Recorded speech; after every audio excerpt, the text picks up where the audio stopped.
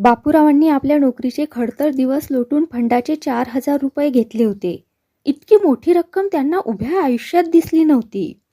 त्यांचे संबंध आयुष्य अगदी काटेकोरपणात गेले होते. दर महिन्याला एखाद दुसरे बिल मागे ठेवल्याशिवाय त्यांच्या खर्चाची तोंड मिळवणी त्यांना केव्हाच करता आली नाही. पगार मोजका, वाढ अशी क्वचितच झालेली, पण तेवढ्या अवधीत खर्च मात्र बेसुमार वाढून राहिला होता त्यांचा. त्याला मात्र त्यांना आळा घालता आला नाही. प्रसंगही तितकेच हात धुवून मागे लागले होते त्यांच्या. दैव त्यांना अनुकूल नव्हते. तरी पण त्यांनी या सर्वांना तोंड देऊन आपल्या आयुष्याची कालक्रमणा सुखासमाधानात व अब्रूने चालवली होती. मैत्री बहुतेक समसमानाची असावयाची, पण प्रत्येक गोष्ट नियमावर हुकूम घडतेच असे कुठे असते. कधी कधी काही गोष्टी अपवादात मोडत असतात. बापूची ही गोष्ट तशीच अपवादात मोडत होती. त्यांचे सुखात्मे नावाचे एक बालपणीचे स्नेही होते. वयाने बापूरावां इतकेच, म्हणजे 50-55च्या घरात होते ते. त्यांची शरीरयष्टी धिप्पाड व साधारण स्थूल होती. डोकीस टक्कल पडले होते त्यांच्या.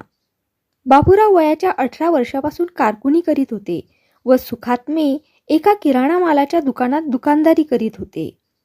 हळूहळू त्यांनी दुकानात आपला 4 आणे भाग ठेवला. पुढे अर्धी भागीदारी केली. धंद्यात 2 पैसे मिळू लागले व एक काळ असा आला की ते सबंध दुकानाचे मालक होऊन बसले. बापूराव गरीब कारकून कसाबसा संसार चालवित होते. दोघांच्या दिशा भिन्न, पण बहुतेक रोज ते एकमेकास भेटल्याशिवाय राहिले नाहीत. एकमेकांची गुपिते एकमेकास माहीत. सुखात्म्यांची बरीच वर्ष भरभराटीत गेली होती. त्यांनी आपला व्याप आटोक्याबाहेर वाढवला होता. उधारी बेशुमार वाढली होती. बापूरावांची नोकरी पुरी होऊन त्यांनी फंड घेतला होता.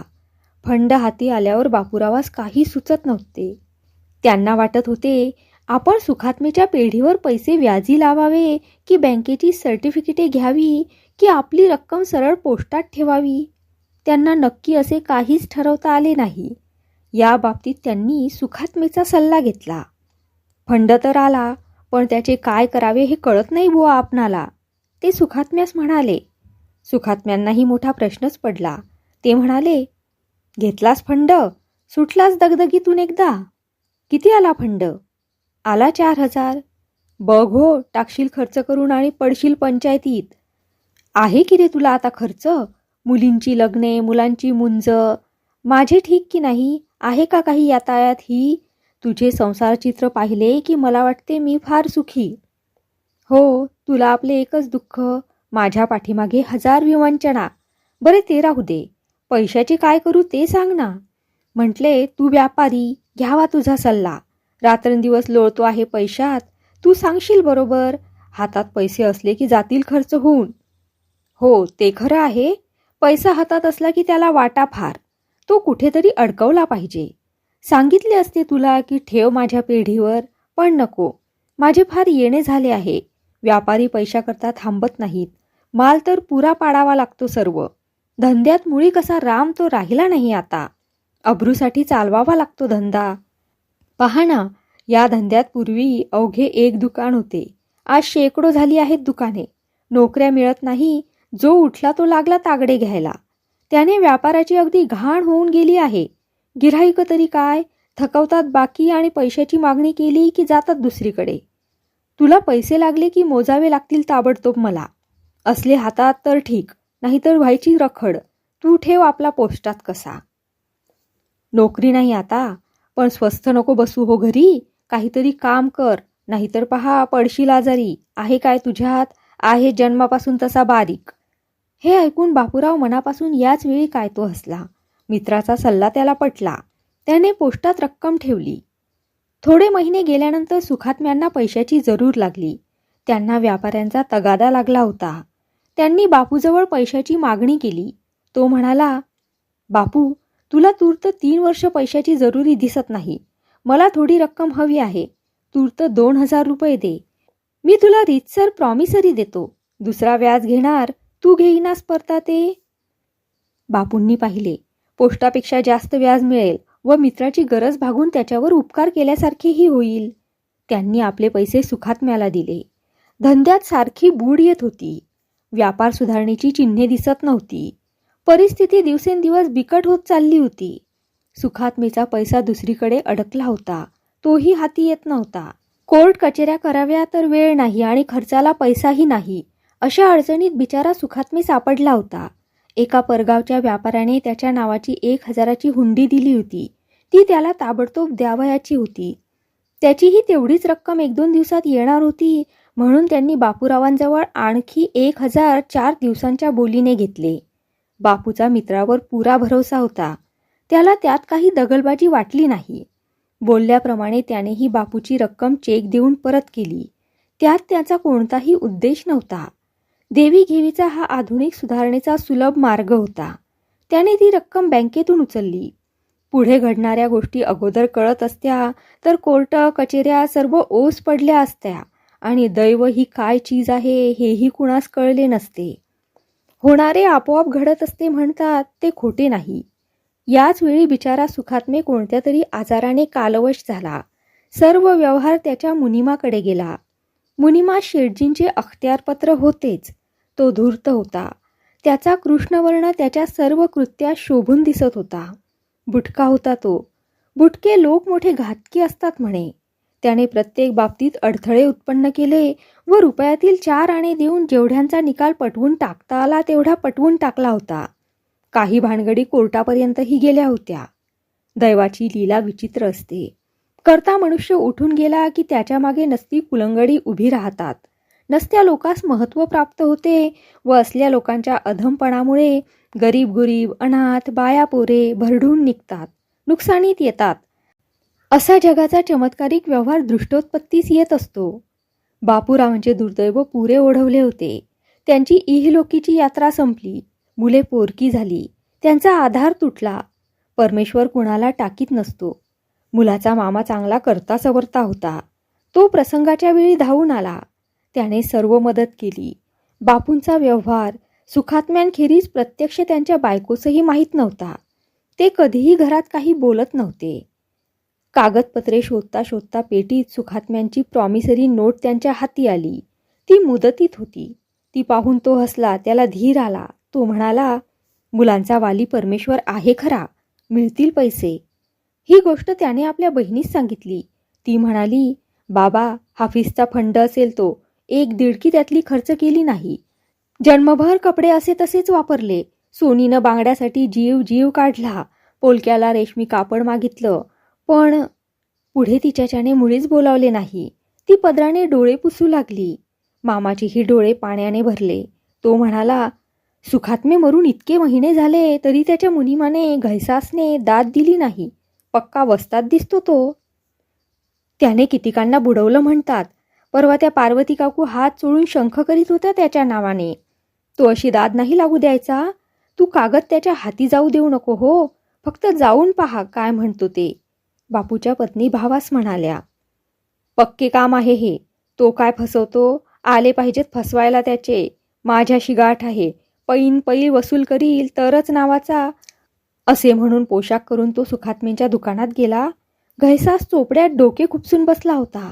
त्याला पाहिल्याबरोबर तो चपापला. तरी पण काही न दाखवता त्याने सफाईने बाजूला होऊन आपल्या शेजारी त्याला जागा करून दिली व म्हणाला, का हो, तुमच्या मेहुण्यांना काय झाले? इसम चांगले होते. रोज यायचे आमच्या दुकानी. आमच्या शेठचीन त्यांची चांगली दोस्ती होती. हो, होती खरी. मी काही कामाकरता आलो आहे. बहुतेक पैसे पाहिजे असतील असे समजून घैसासने आधीच रडकथा सुरू केली. काय करावे, वसुली होत नाही. 10,000 रुपयांची बाकी निघते तरी अजून किती निघेल कुणास ठाऊक. सर्व खाती तपासून झाली नाहीत अद्याप. निघत असेल पण आमचे पैसे आम्हाला हवेत आता, मामा म्हणाले. घैसास आश्चर्याने म्हणाला, आमचे पैसे? तुमचे पैसे आमचेकडे का? काय तुमचा मेहुणा सावकार होता की नाही मोठा? अहो खायची पंचायत. रोज येऊन बसायचा रडत शेठजवळ. हे शब्द कानी पडताच मामाच्या चेहऱ्यावर रक्ताची उसळी मारली. तो लाल झाला. त्याने बोलण्याचा आवेग आवरला व शांतपणे म्हणाला, काय म्हणता? माझा मेहुणा गरीब, कबूल. पण तुमचे जमा खर्च तर पाहाल की नाही? जरा घ्या तसदी आमच्यासाठी. आमच्या गरिबांचा पैसा अडकला आहे म्हणून तुमच्यासारख्यांजवळ इतकी मिन्नतवारीने विनवणी करावी लागते. नाहीतर कोण येणार होते तुमचे तोंड पाहायला इथे? जरा सांभाळून बोला. जास्त बोलायचं असेल तर खुशाल रस्ता सुधारा. असेल काही तर पाठवा कायदेशीर नोटीस, देऊ तिचे उत्तर. घैसास रागाने म्हणाला व डोकीत टोपी टाकून उठून जाऊ लागला. इतक्यात ही बाचाबाची ऐकून सुखात्म्याचे कुटुंब दाराआड आले व त्यांनी घैसास यांना हाक मारली व त्या जोरात म्हणाल्या, होता काही त्यांचा व्यवहार, पहा तुम्ही चोपडे. त्यांनी चोपडे पाहिले. त्यात बापूंचे खाते होते. घैसास वरमून गेला, पण त्याच्या पोटात सारखी वळवळ चालली होती. घाव कुठे घालायचा हे त्याला माहीत होते. किती पैसे निघतात? बाईंनी चौकशी केली. तो म्हणाला, 2,000ची रक्कम आहे. त्यावर 3-6 महिन्यांनी व्याज दिले आहे शेठनी. देण्यासारखे असतील पैसे तर देऊन टाका त्यांना, त्यांचे पैसे ठेवू नका, असे बाई त्यास निक्षून म्हणाल्या. बाईंचे म्हणणे घैसास यास रुचले नाही, पण त्याच्याने त्यांना काही बोलता आले नाही. त्याने फक्त गुरमीत मान हलवली व म्हणाला, मला काय करायचं आहे त्यांना अडवून? तूर्त पैसे आहेत कुठे? 4 दिवसांनी पाहू जमल्यास. मामा रागाने तेथून घरी आला व झाली हकीकत बहिणीस सांगितली. ती म्हणाली, बिचारा सुखात्मे मरून गेला, पण तो सरळ मनुष्य होता. हा मेला घैसा सगळ्या गावचा लुच्चा. तो सरळ पैसे देणार नाही. तू आपला पहा काहीतरी पुढचा मार्ग. पैसे आपल्या हाती पडतील तेव्हा खरे. हो, आता आलंच ते. त्याचा अर्थ तोच. पाहतो प्रथम नोटीस देऊन. नाहीच दिली दाद नोटिशीला तर मग आहेच दावा. प्रॉमिसरी नोटीचा दावा काही भानगडीचा नसतो. डिक्री सरळ व्हावा याची काही भानगड दिसत नाही. मी आपल्या दामुअण्णा परांजपेंकडे जातो. झाला आहे वकील तो नुकताच, आणि करतो आहे वकिली स्मॉल कॉजेस कोर्टात. त्याला विचारतो काय करायचे ते. बहीण बापडी काय करणार? तिला काय कळत होते यात? तिला ठाऊक होते की अशी काही भानगड झाली की आपल्यातर्फे एक वकील लागतो. तिने रुकार दिला. मामा तरी काय, त्याला अनुभव होता थोडाच, तोही अनअनुभवीच. त्याने परांजपेकडून नोटीस देवविली. नोटिशीला जबाब मिळाला नाही. मुदतीत रितसर दाव्याची नोंद झाली. घैसास यास समन्स लागले व केस सुनावणीस निघाली. वादीचे वकील परांजपे यांनी प्रॉमिसरी नोट कोर्टात हजर केली. दावा मुदतीत असल्याची कोर्टाने खात्री करून घेतली. प्रतिवादीच्या वकिलाने देणे कबूल केले, पण 1,000 रुपये वादीस पोहोचले आहेत व फक्त 1,000 व व्याज इतकी रक्कम आमचे अशिलास कबूल आहे असे सांगितले. प्रॉमिसरी नोटीवरून 2,000 रुपये व त्यावरचे व्याज देणे निघत आहे. कोर्टाने आपले मत व्यक्त केले व तुमच्याजवळ काही पुरावा असल्यास हजर करा, असे कोर्ट प्रतिवादीच्या वकिलास म्हणाले. प्रतिवादीच्या वकिलाने पुरावा देण्याची तयारी ठेवलीच होती. त्याने बँकेच्या मॅनेजराची साक्ष दिली. बँकेच्या मॅनेजरनी सुखात्म्यांच्या खाती 1,000चा चेक बापूसाहेब भिडे यांच्या नावे खर्च झाल्याची नोंद लेझर बुकमधून दाखवली. शिरस्तेदारांनी त्याची एक्झिबिट म्हणून नोंद करून उतारा घेतला. हा व्यवहार दुसरा असावा व याचा या देण्याशी काही संबंध नाही असे न्यायाधीशास वाटले व म्हणून त्यांनी शेवटचे व्याज किती रकमेवर जमा केले होते व केव्हा जमा केले होते ते पाहिले. पण दुर्दैवाने शेवटचे व्याज 2,000वर जमा झाले असून त्यानंतर चेकची रक्कम खर्ची पडली होती. यावरून काही स्पष्ट होत नव्हते. कोर्ट म्हणाले, रक्कम दिली तर ती प्रॉमिसरी नोटीत का जमा केली नाही, असा संशय प्रदर्शित केला व त्यांनी वादीस विचारले. दोघेही हयात नाहीत. वादीचा जमा खर्च तरी आहे काय?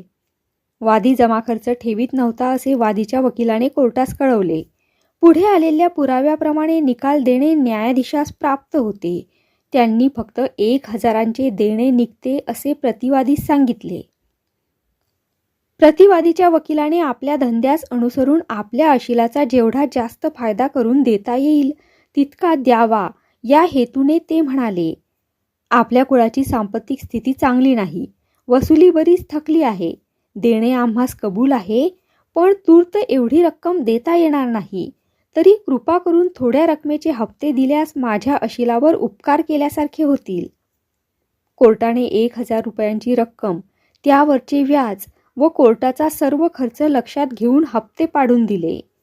मुलाचा मामा न्याय घेऊन मंद पावलांनी घरी आला तेव्हा जगाच्या अंधकारावर प्रकाश पाडणारा सूर्य अस्तास गेला होता आशेचा एकच किरण बाळगून बसलेली मुलांची आई जुनेरे नेसून केसचा निकाल ऐकण्याकरता आतुर झाली होती. घरात समईचा प्रकाश मिणमिण करीत होता.